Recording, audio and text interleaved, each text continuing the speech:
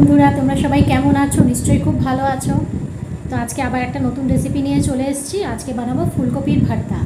তো দেখো, চলো আমি কিভাবে ফুলকপি ভর্তাটা বানাই। ভালো লাগলে লাইক কমেন্ট শেয়ার করে দেবেন, ঠিক আছে? চলো। দেখো, আমি ফুলকপিগুলোকে ছোট ছোট টুকরো করে কেটেছি, আর টমেটোগুলোকেও দুটো ভাগ করে কেটে আমি এটা কড়াইয়ের মধ্যে একটু নুন একটু হলুদ দিয়ে এগুলোকে সিদ্ধ করতে বসিয়ে দিয়েছি। ফুলকপিগুলো আমার সিদ্ধ করা হয়ে গেছে। আমি এবার এগুলোকে জল ঝরতে দিয়েছি। জলটা যখন সবটা ঝরে যাবে তখন আমি এটাকে ম্যাশ করে নেব।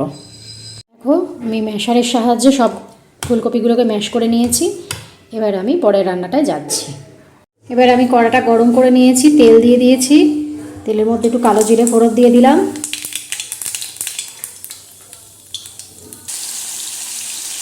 এবার একটু 1 চামচ পেঁয়াজ বাটা আর 1 চামচ আদা রসুন বাটা আমি এর মধ্যে তেলের মধ্যে দিয়ে দিয়েছি। এবার এটা একটু ভেজে নেব যতক্ষণ না এর কাঁচা গন্ধটা চলে যাচ্ছে। এবারে আমি ম্যাশ করে রাখা ফুলকপিগুলো এর মধ্যে দিয়ে দিচ্ছি, দিয়ে সব কিছুকে ভালো করে মিশিয়ে নেব। কিছুক্ষণ নেড়ে চেড়ে তারপরে আমি একে একে সব মশলাগুলো এর মধ্যে অ্যাড করব। দেখো, এবার আমি এর মধ্যে কিছু মশলা অ্যাড করছি।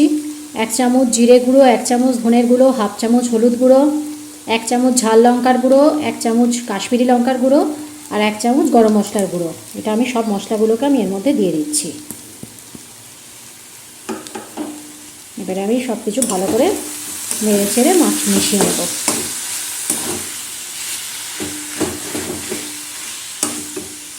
এই পর্যায়ে আমি একটুখানি ভাজা চিংড়ি মাছ এর মধ্যে দিয়ে দিচ্ছি। চিংড়ি মাছের পরিমাণটা বেশি হলে ভালো, যেহেতু আমার কাছে একটু কম চিংড়ি ছিল তাই আমি ওইটুকুই দিলাম। আপনারা চাইলে একটু বেশি করে চিংড়ি মাছ দিয়ে এটা করতে পারেন, তাহলে আরও টেস্টটা বেড়ে যাবে। আবার আমি সব কিছু ভালো করে মিশিয়ে দিচ্ছি। যেহেতু আমি এটা নুন দিয়ে আগে সিদ্ধ করেছিলাম তাই জন্য আমি আর নুন দিইনি। তো নুন একটু কম লাগছে বলে আমি আবার একটুখানি এর মধ্যে নুনটা দিয়ে দিচ্ছি। আপনারা নুনটা আপনাদের স্বাদ অনুযায়ী দেবেন। আমি হাফ চামচ নুন দিচ্ছি আর টেস্টের জন্য একটু চিনি দিয়ে দিচ্ছি। আর যেটা মেন জিনিস সেটা হচ্ছে ধনেপাতা কুচি, এটা আমি ছড়িয়ে দিচ্ছি এর মধ্যে। এটা দিলে এর টেস্টটা আরও বেড়ে যায়।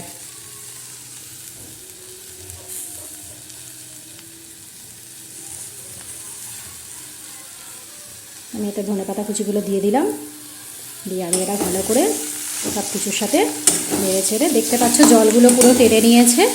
তো আবার রান্নাটা প্রায় কমপ্লিট, শুধু এটা একটু আগে মিশিয়ে নিলেই রান্নাটা কমপ্লিট হয়ে যাবে। তো তোমরাও বাড়িতে এরকমভাবে বানিয়ে দেখবে, আর যদি ভালো লাগে তো আমাকে অবশ্যই কমেন্ট করে জানাবে। তো দেখো, রান্নাটা আমার কমপ্লিট।